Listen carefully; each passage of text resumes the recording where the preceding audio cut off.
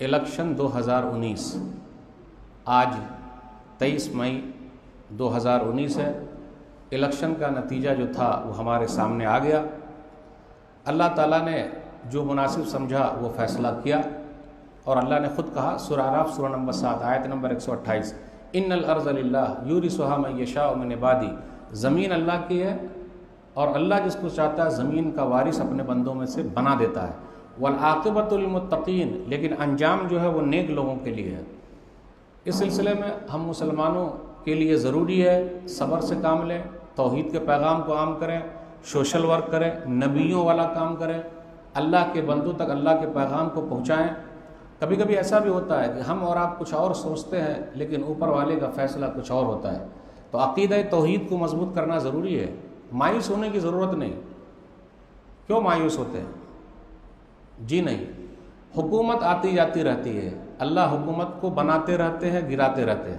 بھارت دیش کے اندر مسلمانوں نے لگ بھگ 800 سال تک حکومت کی ہے، پھر انگریزوں کو اللہ نے موقع دے دیا، پھر ایک اور پارٹی کو دیا، پھر ایک اور پارٹی کو دیا۔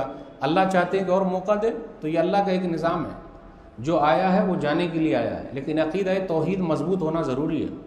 آپ غور کریں، وَعَسَىٰ أَن تَكْرَهُوا شَيْئًا وَهُوَ خَيْرٌ لَكُمْ وَعَسَىٰ أَن تُحِبُّوا شَيْئًا وَهُوَ شَرٌّ لَكُمْ وَاللَّهُ يَعْلَمُ وَأَنتُمْ لَا تَعْلَمُونَ، سورہ بقرہ سورہ نمبر 2 آیت نمبر 216۔ تم جس چیز کو ناپسند کرتے ہو وہ تمہارے لیے بہتر ہے، یعنی ہمیں ناپسند ہے لیکن وہ تمہارے لیے بہتر ہے، لیکن تم جس چیز کو پسند کرتے ہو وہ تمہارے لیے بیکار ہے، نقصان دہ ہے۔ اور آگے اللہ کہتے ہیں واللہ یعلم وانتم لا تعلمون، اور اللہ جانتے ہیں تم لوگ نہیں جانتے۔ تو یہ میرے رب کا فیصلہ ہے۔ مدعی لاکھ برا چاہے تو کیا ہوتا ہے؟ مدعی لاکھ برا چاہے تو کیا ہوتا ہے؟ وہی ہوتا ہے جو منظور خدا ہوتا ہے۔ نور حق شمع الہی کو بجھا سکتا ہے کون؟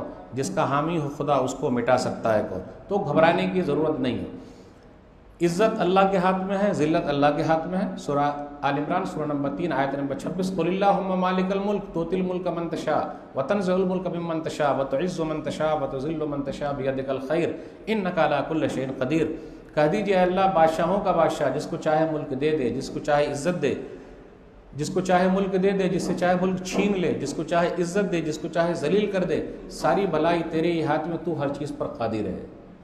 اب دیکھیے، جن کے باپ دادا نے تاج محل بنایا، دلی کی جامع مسجد بنائی، لال قلعہ بنایا، قطب مینار بنایا، آج ان کے خاندان کے لوگ کلکتہ کی گلیوں میں بھیک مانگ رہے ہیں یا چائے بنا کر بیچ رہے ہیں۔ تو میرا رب کسی کو چائے بنانے میں مجبور کر دیتا ہے اور کسی چائے بنانے والے کے ہاتھ میں ملک دے دیتا ہے، اور میرا رب چاہتا ہے کہ اور موقع دیں۔ تو ایک بڑی آزمائش ہے، اس لیے گھبرانے کی کوئی ضرورت نہیں۔ مومن کبھی نہیں گھبراتا۔ حکومت چاہے جس کی بھی رہے، جیسی بھی رہے، ایمان والے کے لیے ایک ہی ہے کہ ان کا ایمان بچا رہے۔ انبیاء علیہ الصلوۃ اپنے ایمان کی فکر کرتے تھے، اپنے اسلام کی فکر کرتے تھے، اور اللہ کے بندوں تک اللہ کا پیغام پہنچاتے تھے۔ اس لیے ہمیں اور آپ کو اس سلسلے میں عقیدہ توحید کو مضبوط کرنا ضروری ہے۔ سورہ آل عمران سورہ نمبر 3 آیت نمبر 173، الذین قال لهم الناس ان الناس قد جمعوا لكم فاخشوهم فزادهم ایمانا وقالوا حسبنا اللہ ونعم الوکیل۔ لوگوں نے کہا ارے دیکھو لوگ جمع ہو رہے ہیں، تم کو تکلیف دیں گے، تم ان سے ڈرو۔ ایمان والوں کا ایمان اور بڑھتا اور کہتے ہیں اللہ ہمارے لیے کافی ہے، وہ بہترین کارساز ہے۔ پوری دنیا کے لوگ مل کر بھی اسلام کو مٹانا چاہے، اسلام مٹے گا نہیں، اور سب لوگ مل کے بھی چڑھانا چاہے تو چڑھنے والا نہیں۔ سب لوگ مل جائیں، فائدہ پہنچانا چاہے نہیں پہنچا سکتے، سب لوگ مل جائیں نقصان پہنچانا چاہے نہیں پہنچا سکتے۔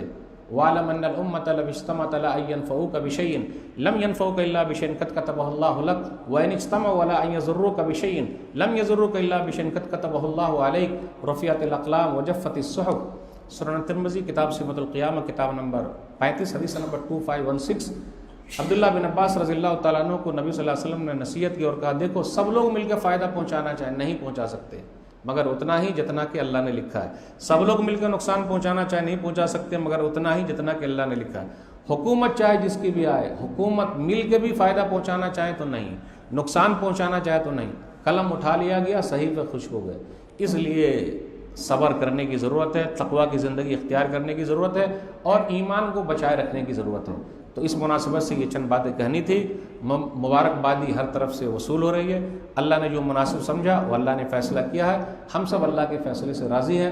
دعا کرتے ہیں کہ اللہ پورے بھارت دیش میں امن و شانتی برقرار رکھنے کی ہم سب کو توفیق دے دے، اور اللہ کا پیغام اللہ کے بندوں تک پہنچانے کی توفیق دے۔